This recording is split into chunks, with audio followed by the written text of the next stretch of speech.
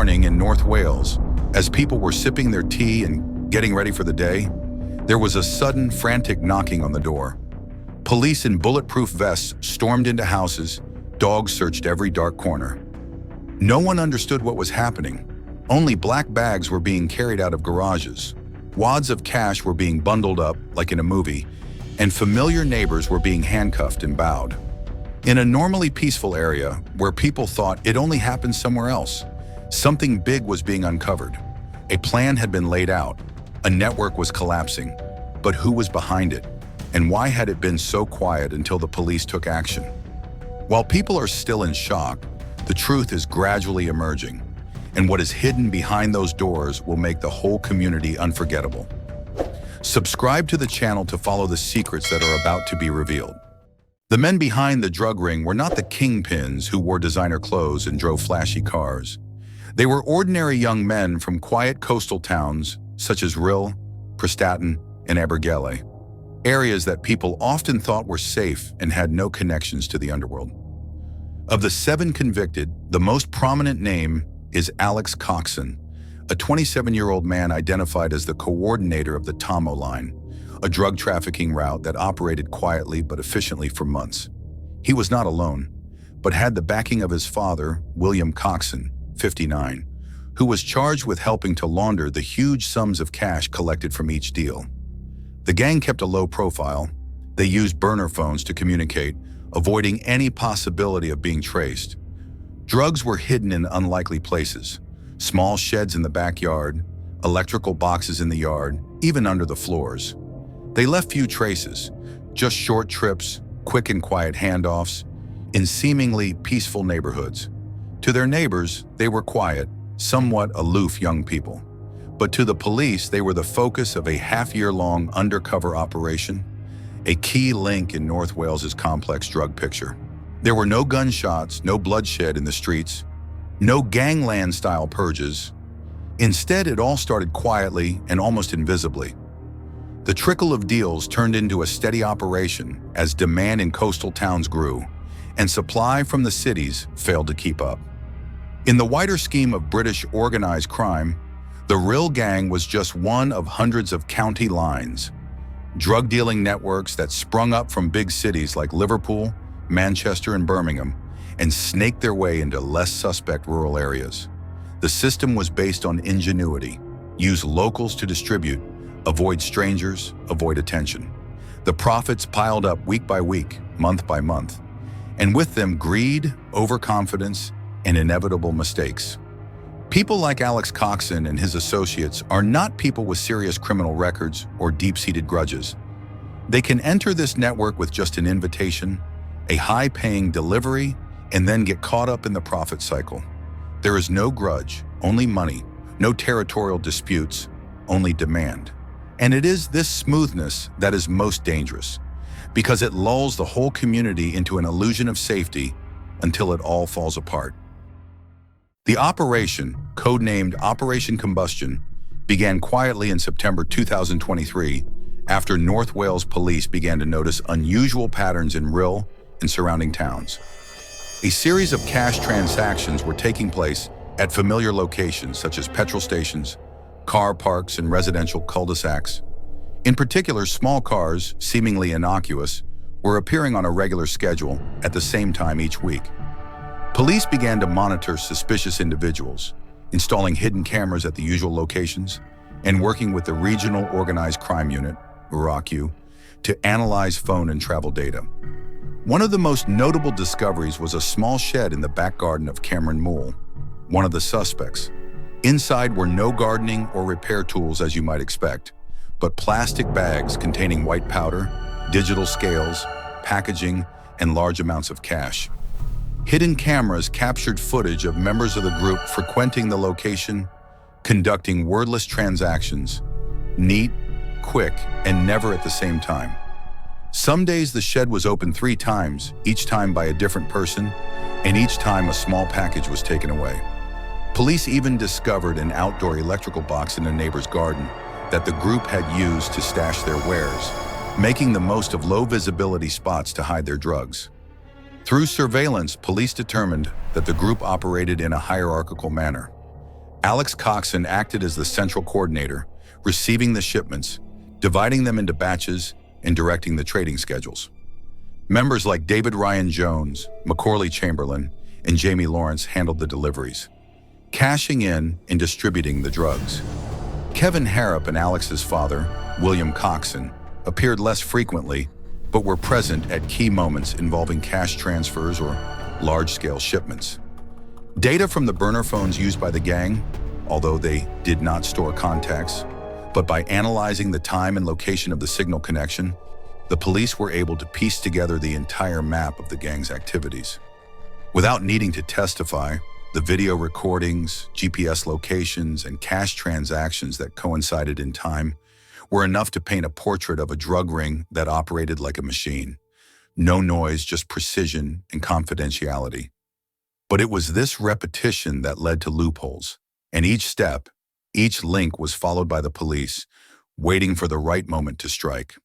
After months of quiet surveillance, Operation Combustion took its final turn in October 2024. By then, all the evidence, from video, GPS, burner phone data, and mobile tower data, was compelling enough to warrant a mass search warrant. Nearly 100 North Wales police officers, working with the Ross Hughes Specialist Unit, were deployed simultaneously to multiple locations across Rhyl, Prestatyn, and Conwy. From early morning, the teams closed in on homes deep in residential areas, fully equipped with bulletproof vests, battering rams, and dogs. Each location had been marked using GPS and satellite imagery. In less than an hour, the entire group of suspects were under control.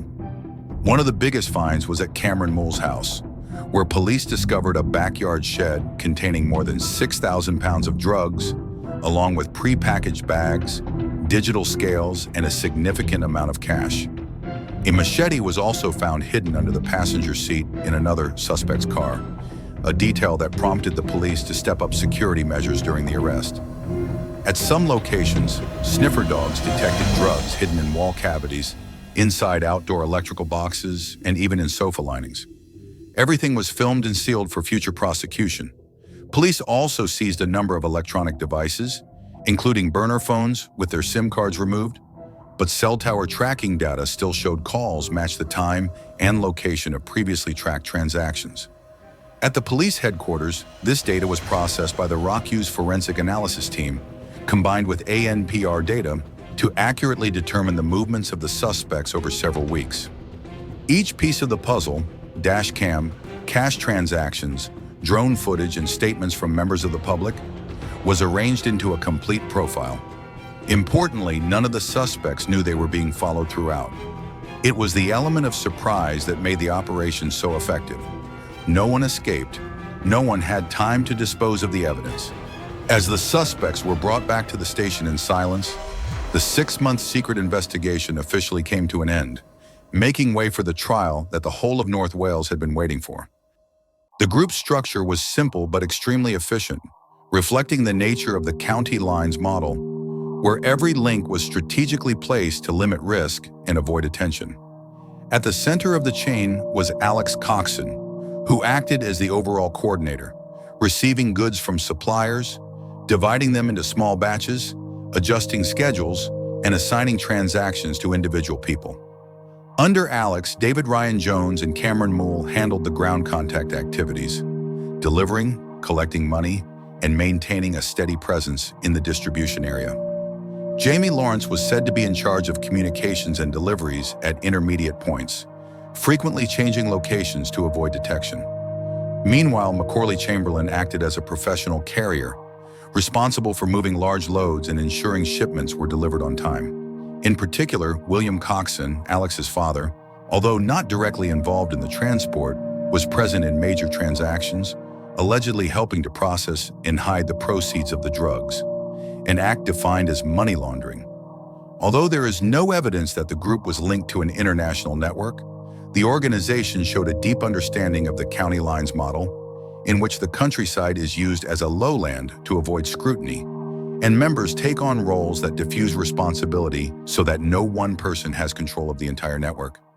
After months of undercover investigations and a carefully planned campaign of arrests, The case was finally brought to a close on 22 May 2025 at Mold Crown Court, where 7 key defendants in the Rhyl drug ring were sentenced to a total of nearly 32 years in prison. Alex Coxon, identified as the coordinator and central figure in the network, was sentenced to 8 years.